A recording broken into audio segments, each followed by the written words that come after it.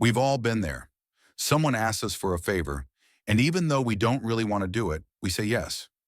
Maybe it's a friend asking for help with a last-minute move, a coworker offloading their work onto you, or a family member expecting you to drop everything for them.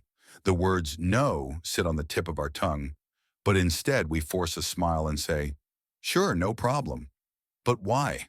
Why is saying no so difficult? Why do we feel like we owe everyone our time and energy? The truth is, most people struggle with saying no because they don't want to disappoint others. We want to be liked, we want to be helpful, and let's be honest, sometimes we fear the consequences of refusing.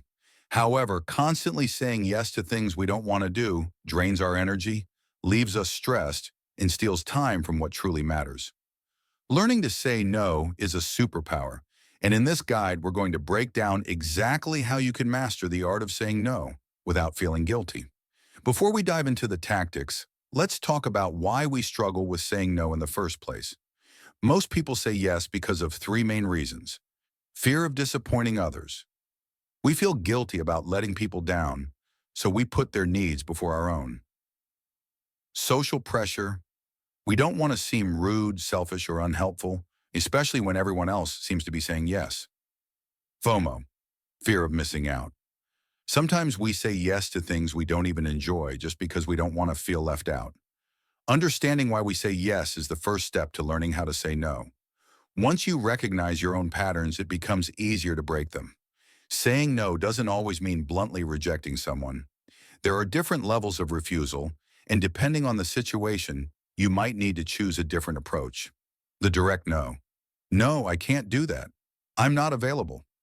Thanks for thinking of me, but I'll have to pass. The delayed no. Let me check my schedule and get back to you. I need some time to think about it. The soft no with an alternative.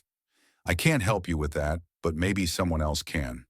I don't have time for this right now, but I'd be happy to help later. The excuse-based no. I wish I could, but I have too much on my plate.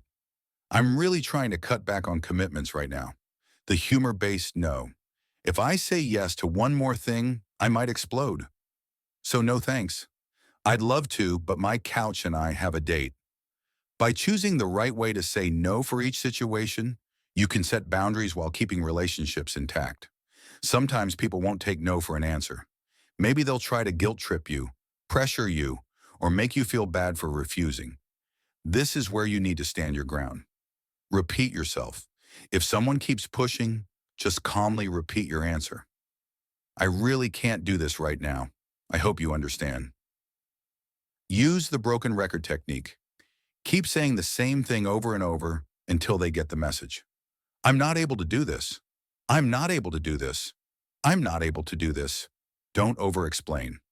The more reasons you give, the easier it is for someone to argue back. Keep it simple. Be firm but kind. Saying no doesn't mean being rude. You can be polite while still standing your ground.